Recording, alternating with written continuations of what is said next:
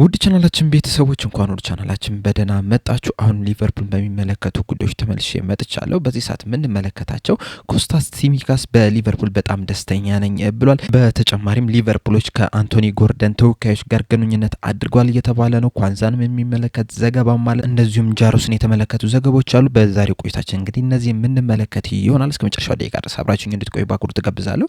ሰብስክራይብ፣ ላይክ፣ ሼር እያደረጋችሁ የቻናሉ ቤተሰብ እንድትሆኑ በአክብሮት እጠይቃለሁ። አሁን በቀጥታ ወደ ያስኩላችሁ ጉዳዮች እገባለሁ። በመጀመሪያም የምንመለከተው ጃሮስን የተመለከተውን ዘገባ ይሆናል። ከዚህ ቀደም በሰራሁላችሁ ዘገባ መሰረት እንግዲህ ጃሮስ የሕክምና ምርመራ ሊያደርግ ቀጠሮ ተይዞለት ነበር። ያንንም የሕክምና ምርመራ አድርጎ እንግዲህ ማለፉ ተረጋግጧል። በዚህ ሰዓትም እንግዲህ ለአያክስ አምስተርዳም የአንድ ዓመት የውሰት ውል መፈረሙ ተረጋግጧል። ከመሄዱ በፊት ግን በሊቨርፑል የረጅም ጊዜ ኮንትራት ፈርሟል ተብሏል። ከዛ በኋላ ነው እንግዲህ ወደ አያክስ የሄደው። በዚህም መሰረት እንግዲህ 2025/26 የውድድር ዘመንን በአያክስ አምስተርዳም የሚቆይ ይሆናል። ከዛ በኋላ እንግዲህ ወደ ሊቨርፑል ተመልሶ ለቦታው የሚፎካከር ይሆናል። በዚህ ሰዓት እንግዲህ በሊቨርፑል ቤት በዋነኝነት አሊሰን ቤከርና ማማርዳሽቪሊ የአንደኛና የሁለተኛውን ቦታውን ይዛሉ ተብሎ ነው የሚጠበቀው። ከዛ በኋላ ግን አዲሱ ፈራሚም አለ፣ ዴቪስም አለ። ከነዚህ ጋር እንግዲህ ተፎካክሮ ለሶስተኝነት ቦታው ወይም ደግሞ በሚቀጥለው ዓመት እንግዲህ ምናልባት አሊሰን ቤከር የሚወጣ ከሆነ ለአንደኝነት ቦታ ለመፎካከር ወደ ሊቨርፑል የሚመለስ ይሆናል። ሌላኛው የምንመለከተው ዘገባ ደግሞ ኳንዛን የተመለከተ ይሆናል። እንደ አትሌቲክስ ዘገባ ከሆነ እንግዲህ ሊቨርፑሎች ኳንዛን ለመሸጥ ፍቃደኛ ናቸው እያለን ይገኛል። ነገር ግን ደግሞ ይህ የሚሆነው ትክክለኛው ሂሳብ የሚቀርብ ከሆነ ብቻ ነው ብሏል። አትሌቲክስ እንግዲህ አያይዞ በዘገባው ምንድን ያለው ነገር ግን ደግሞ ሊቨርፑሎች በዚህ ሰዓት እንግዲህ ይህንን ተጫዋች ለመሸጥ አይጣደፉም። ነገር ግን ትክክለኛው ሂሳብ የሚቀርብ ከሆነ ግን ያንን ጥያቄ ለማዳመጥ ዝግጁ ናቸው ብሏል። አትሌቲክስ እንግዲህ በዘገባው አያይዞ ምንድን ያለው ለዚህ ተጫዋች ሊቨርፑሎች ቢያንስ 40 ሚሊዮን ፓውንድ ድረስ ይፈልጋሉ ነው እያለ የሚገኙና ከዚህ በላይ የሚያቀርብ ክለብ ካለ እንግዲህ ሊቨርፑሎች ለማዳመጥ ዝግጁ ናቸው ተብሏል። ምናልባት እንግዲህ የኳዝንዛ ጉዳይ ከጆ ጎሜዝ ጉዳይ ጋር የሚያያዝ ይመስለኛል። ከሁለት አንዱ እንግዲህ ሊቨርፑልን ይለቃሉ ተብሎ ነው የሚጠበቀው። በዚህ ሰዓት እንግዲህ ሊቨርፑሎች ጆ ጎሜዝንም ለመልቀቅ ፍቃደኛ ናቸው ነው እየተባለ የሚገኘውና ትክክለኛው ሂሳብ የሚቀርብ ከሆነ ከሁለት አንዱ በክረምቱ የዝውውር መስኮት ሊቨርፑልን ይለቃል ተብሎ ነው የሚጠበቀው። ከዚህ በፊትም እንግዲህ ዘጋርዲያን ይዞት በወጣው ዘገባ መሰረት ጆ ጎሜዝ ሊቨርፑልን የሚለቅ ከሆነ ቢያንስ 7 የፕሪሚየር ሊግ ክለቦች እዚህ ተጫዋች ላይ ፍላጎት አላችሁ ብሎ አውጥቶ ነበረ። ሰንደርላንድ፣ ኒውካስል፣ አስቶን ቪላ፣ ኤቨርተን፣ ዌስትሃም፣ ሊድስ እና በርንሌ ጆ ጎሜዝን ለማስፈረም ፍላጎታቸውን አሳይቷል የሚል ዘገባ ይዞ ወጥቶ ነበርና ምናልባት ጆ ጎሜዝ ቀድሞ የሚወጣ ከሆነ ኳንዛን በቀጣይ ዓመታትም በሊቨርፑል ልንመለከተው እንችላለን። ካልሆነ ደግሞ ኳንዛ የሚወጣ ከሆነ ጆ ጎሜዝን በቀጣይ ዓመት ልንመለከተው እንችላለን። ስለዚህ ከሁለት አንዱ ይወጣሉ ተብሎ ነው የሚጠበቀው። ነገር ግን ሁለቱም ሊወጡ የሚችሉበት ቻንስ ሊኖር ይችላል።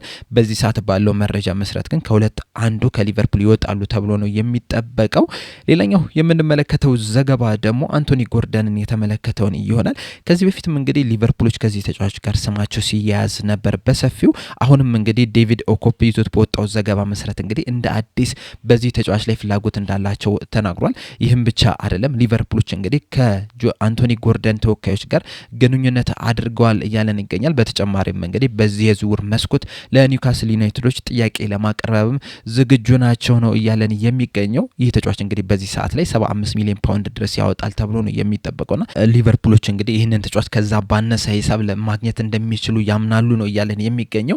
ዴቪድ ኦኮፕ አያይዙ ባወጣው ዘገባ መሰረት እንግዲህ ሊቨርፑሎች ከአንቶኒ ጎርደን ተወካዮች ጋር መገናኘት የጀመሩት አሁን ብቻ አይደለም፣ ካለፈው የክረምት የዝውውር መስኮት ጀምሮ ሊቨርፑሎች ከአንቶኒ ጎርደን ተወካዮች ጋር ግንኙነት እያደረጉ ይገኛሉ ነው እያለን የሚገኘው። እንደሚታወቀው እንግዲህ ባለፈው የክረምት የዝውውር መስኮት ከኒውካስል ዩናይትድ ይህንን ተጫዋች ለማስፈረም በጣም ተቃርቦ ነበረ።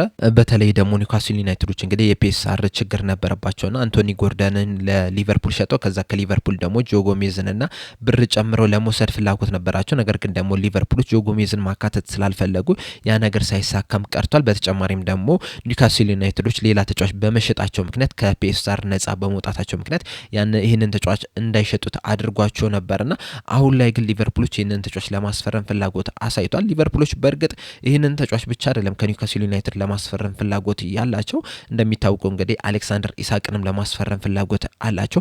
እንደውም ዛሬ ላይ በወጡ መረጃዎች መሰረት እንግዲህ በደንብ አረጋግጬ ላምጣላችሁ ብዬ ነው እንጂ አንዳንድ መረጃዎች ምንድነው ያሉት ይህንን ተጫዋች ለማስፈረም እስከ 120 ሚሊዮን ፓውንድ ድረስ ለማቅረብም እያሰቡ ይገኛሉ እየተባለ ነው የሚገኘው በዚህ ሰዓት ላይና ምናልባትም የዚህ የዝውውር መስኮት ሳይዘጋ ወይም ደግሞ ሊቨርፑሎች የሚሉስ ኬርኬዝን እንደዚሁም ደግሞ የፍሎሪያን ቪርትስን ጉዳይ ከጨረሱ በኋላ ለኒውካስል ዩናይትዶች ጥያቄ ሊያቀርቡ የሚችሉበት ቻንስ አለ ነው እየተባለ የሚገኘውና ምናልባትም ቀጣይ ሳምንት 2 ሳምንት ውስጥ በዚህ ተጫዋች ላይ አዲስ ነገር ልንሰማ የምንችልበት ቻንስ በጣም የሰፋ ነው እየሆነ ያለው። በተጨማሪም ግን ሊቨርፑሎች አንቶኒ ጎርደንን ማስፈረም ይፈልጋሉ። በተለይ ደግሞ ዳርዊን ኑኔዝ፣ ሉዊስ ዲያዝ ወይም ደግሞ ኬዛ ከሊቨርፑል የሚለቁ ከሆነ ይህንን ተጫዋች እያሰቡበት ይገኛሉ። የነሱን ቦታ ለመተካት ነው እየተባለ የሚገኘው። እንደሚታወቀው እንግዲህ ባለፉት ጥቂት ቀናቶች ውስጥ ናፖሊዎች ኑኔዝንና ኬዛን ለማስፈረም ፍላጎት እንዳላቸውና ግንኙነቶች እንዳደረጉ ሲነገር ነበረ።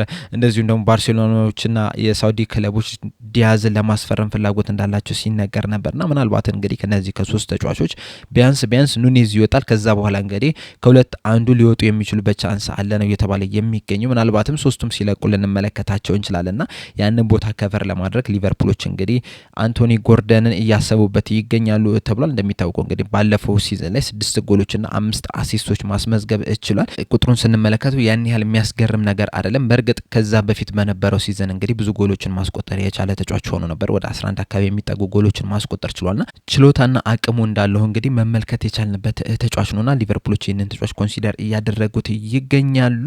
በስተመጨረሻም የምንመለከተው ደግሞ ኮስታስ ሲሚካስ የሰጠውን አስተያየት ይሆናል። እንደሚታወቀው እንግዲህ ኮስታስ ሲሚካስ ወደ ሊቨርፑል የመጣው 2020 ላይ ነበርና በሊቨርፑልም 5 ሲዝኖች መቆየት ይችላል። ነገር ግን ደግሞ ባለፉት 5 ሲዝኖች ውስጥ እንግዲህ በጣም ከፍተኛው ጨዋታ ያደረገው በአንድ ሲዝን 29 ጨዋታዎችን ብቻ ነውና በዚህ ዙሪያና በቀጣይ ህይወቱም ዙሪያ እንግዲህ ከስፖርት 24 ጋር በነበረው ቆይታ የሰጠው አስተያየት አለና በዛ በሰጠው አስተያየት ምንድን ያለው በሊቨርፑል ቤት እንግዲህ በጣም ደስተኛ ነኝ ብሏል። በእርግጥ ብዙ ጨዋታዎችን መጫወት እፈልጋለሁ። ያ ነገር እንግዲህ ወደ ሌላ ክለብ እንዲሄድ ሊያጓጓኝ ይችላል። ነገር ግን ደግሞ በሊቨርፑል ቆይታ እንግዲህ በአንድ ሲዝን በሁሉም ኮምፒቲሽን ከ27 እስከ 29 ጨዋታዎችን መጫወት ሌላ ክለብ ጋር ሄጄ በአመት 40 ጨዋታና ከዛ በላይ ከመጫወት በላይ ነው ለኔ ብሏል። ሊቨርፑል እንግዲህ በጣም ትልቅ ክለብ ነው። የሊቨርፑልን ማሊያ አድርገ መጫወት ለኔ በጣም ትልቅ ክብር ነው ያለውና ከየትኛውም ክለብ በላይም ነው ለኔ ብሏል። አያይዞ በሰጠውም አስተያየት ምንድነው ያለው በዚህ እንግዲህ 5 አመታትን መቆየት ይችላል። በእነዚህ 5 አመታት በጣም ደስተኛ ነኝ የነበርኩትኝ ከተጫዋቾቹ ጋር በጣም ጥሩ የሚባል ግንኙነት አለኝ። በደስታ ነው እስከዚህ ድረስ መድረስ የቻልነውና የሊቨርፑልን ማሊያ አድርጌ መጫወቴ ለኔ በጣም ትልቅ ክብር ነው ብሏል። አያይዞ በሰጠውም አስተያየት ምንድነው ያለው በእርግጥ በአንድ አመት ውስጥ 27 ጨዋታ ብቻ መጫወት በጣም አስቸጋሪ ነው፣ ምክንያቱም ከዛ በላይ መጫወት ስለምፈልግ። ነገር ግን ደግሞ የሊቨርፑል ማሊያ እስካደረግኩ ድረስ በጣም ደስተኛ ነኝ። እውነታውንም ከተመለከት ነው ደግሞ ሁሉም ተጫዋቾች አይደሉም በአመት 50 ጨዋታዎችን እየተጫወቱ የሚገኙት። አንዳንድ ተጫዋቾች 50 ጨዋታ ይጫወታሉ፣ አንዳንድ ደግሞ 10 ጨዋታ ብቻ ይጫወታሉና የኔ 27 መጫወት እንግዲህ አቨሬጅሊ በጣም ጥሩ የሚባል ቁጥር ነው የሚሆነውና 27 ጨዋታዎችን ለሊቨርፑል መጫወት አሪፍ ነው ብዬ ነው የማስበው። በእርግጥ ከዚህ የበለጠ ጨዋታዎችን መጫወት እፈልጋለሁ። ነገር ግን ደግሞ እንደዚህ ላለ ክለብ በዚህ ሊግ ላይ እንግዲህ ይህን ያህል ጨዋታ መጫወት ራሱ በጣም ደስተኛ ነኝ፣ በሊቨርፑል ቆይታዬም በጣም ደስተኛ ነኝ ብሏልና ይህንን አስተያየት ስንመለከተው እንግዲህ በቀጣይ ሲዝንም የሚሎስ ኬርኬዝ ቤንች ሆኖ መቆየት ራሱ ለሱ ጥሩ እንደሆነ ደስተኛ እንደሚያደርገው እየተናገረ ነው የሚገኘው። በተለይ ደግሞ ያለፉት ጥቂት ቀናቶች ውስጥ አንዲ ሮበርትሰን ወደ አትሌቲኮ ማድሪድ ሊሄድ ይችላል የሚሉ ወሬዎች እንግዲህ በጣም ሲናፈሱ ነበርና ምናልባት በዚህ የክረምት የዝውውር መስኮት አንዲ ሮበርትሰን ወደ አትሌቲኮ ሄዶ ኮስታስ ሲሚካስ በሊቨርፑል ሊቆይ የሚችልበት ቻንስ አለ ነው እያስባለ የሚገኘው። በተለይ ይህንን አስተያየት ከሰጠ በኋላ እኔ በግል ያለኝ አስተያየት ምንድን ነው አንዲ ሮበርትሰን በሊቨርፑል እንዲቆይ ነው። ምክንያቱም እንግዲህ ምናልባት ያለፉትን 2-3 አመታት አቋሙ እየቀዘቀዘ ነው እየመጣ ያለው። ነገር ግን ደግሞ እንደዛም ቢሆንም ራሱ ቀዝቅዞም ቢሆንም ራሱ የሱ ልምድ በጣም ከፍተኛ ነው። በሊቨርፑል ቤት እንግዲህ ላለፉት 8 አመታት አካባቢ መቆየት ይችላልና በእነዚህ 8 አመታት በጣም ጠንካራ ተከላካይ እንደሆነ አስመልክቶናል። ሊቨርፑል የ2019-20 እንደዚሁም ደግሞ 18-19 ሁለቱንም የሻምፒዮንስ ሊግና የፕሪሚየር ሊግ ዋንጫ በምናሳካበት ሰዓት እንግዲህ የአንዲ ሮበርትሰን አስተዋጽኦ በጣም ከፍተኛ ነው የነበረውና በሊቨርፑል ቤት ሁሉንም ዋንጫዎች ማሳካት የቻለ ተጫዋች ነውና ልምዱ በጣም ከፍተኛ የሚባል ነው። በተለይ ደግሞ እና ሚሎስ ኬርኬዝ ገና ወጣት ናቸው። እንደዚሁም ሌሎች ተጫዋቾች በሊቨርፑል በሊቨርፑል ቤት እየተካተቱ ነው የሚገኙትና ለነሱ በጣም ትልቅ ልምድ ነው የሚሆናቸውና አንዲ ሮበርትሰን በሊቨርፑል ቢቆይ በጣም ደስተኛ ነኝ የሚሆነው። ነገር ግን ደግሞ አንዲ ሮበርትሰን መልቀቅ እፈልጋለሁ ካለ ደግሞ ያን ያህል ደግሞ በግድ ተጫዋቹን መያዝ ያለብን አይመስለኝም። መልቀቅ ከፈለገ አመስግነን መሸኘት ያለብን ይመስለናል። ነገር ግን በሊቨርፑል ቢያንስ ኮንትራቱ እስኪጠናቀቅ ቢቆይ በጣም ደስተኛ ነኝ የሚሆነው። እናንተ ሀሳብስ ምንድነው? አንዲ ሮበርትሰን ቢቆይ ይሻላል ወይስ ሲሚካስ ቢቆይ ይሻላል የሚለው ነገር እንዳለ ኮሜንት ሴክሽን ላይ በመጻፍ አሳውቁኝ። ለአሁን እዚህ ላይ በቃው። በቀጣይ እስከምንገናኝ ድረስ ሰብስክራይብ፣ ላይክ፣ ሼር ማድረግ እንዳትረሱ። ቻው።